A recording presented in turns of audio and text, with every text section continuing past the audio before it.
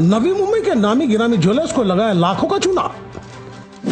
कई लोगों को नामचीन ज्वेलर्स के नाम पर बनाया ठगी का शिकार। लोगों का भरोसा जीतकर फिर किया विश्वासघात। तो चलिए दिखाते हैं ये कौन है नया नटवरलाल।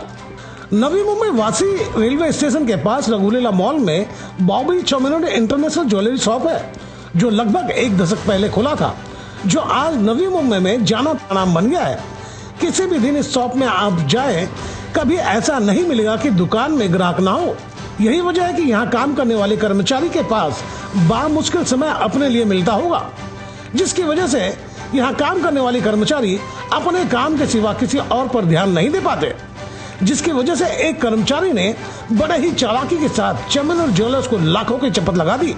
हकीकत यह है कि उसके बाद जालसाजी की भनक भी तब लगी जब एक ग्राहक ने फर्जी दस्तावेज दिखाए, जिसके बाद चौमेनो ज्वेलर्स को ठगे जाने की भनक लग गई और उसके बाद फर्जीवाड़ा करने वाले की पूरी कुंडली खंगाल दी गई।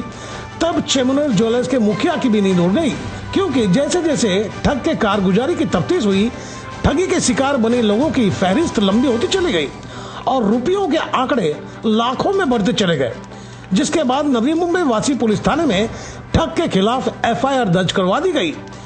तब जाकर वासी पुलिस ने आरोपी को गिरफ्तार कर लिया।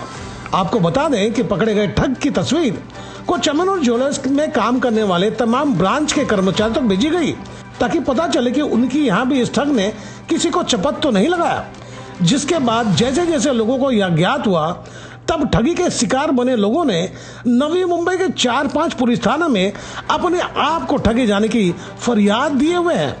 आपके जहन में सवाल कौन रहा होगा कि कौन था आस्तीन का सांप, जिसने जिस थाली में खाया उसी में छेद कर दिया। आखिर कैसे ठगी के वारदात को अंजाम तक पहुंचाया?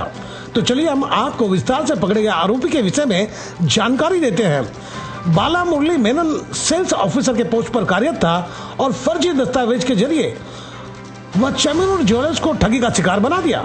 आपको बता दें कि आंकड़े अभी 15 लाख के सामने आए हैं, पर सूत्रों से जो जानकारी मिली है उसकी माने तो आंकड़ों में इजाफा हो सकता है। फिलहाल इस फर्जीवाड़े की तफ्तीश वासी पुलिस थाने कर रहे हैं, क्योंकि 27 तारीख तक बाला मुरली वासी पुलिस थाने के मेहमान है। और देखने वाली बात यह होगी कि जांच के बाद कितने लोगों को ठगने की बात सामने आती है। आप इस सफेद पोश आरोपी को देख ले, जिन्होंने ईमानदारी के बजाय बेईमानी कर करोड़ों कमाने के मंशा पाले हुए था, पर वो अपने मंसूबों में कामयाब नहीं हो पाया और पहुंच गया सलाखों के पीछे। इसलिए जरूरी नहीं कि आप शॉर्टकट का रास्ता इख्तियार कर आप अपने मंजिल तक पहुंच ही जाए। जरा सी चूक हुई तो आप सलाखों के पीछे भी जा सकते हैं। इसलिए सही राह का चयन करें, ताकि निश्चिंत होकर जीवन जी सके। तो दोस्तों, आपको मेरी खबर बेहतर लगी हो तो लाइक करें, सब्सक्राइब करें और बेल आइकन दबा दें। आप हमें कोई सुझाव देना चाहते हैं तो कमेंट बॉक्स पर लिख भेजें। तो गोपाल साहब को दीजिए इजाजत, हम जल्द दूसरी खबर के साथ हाजिर होंगे।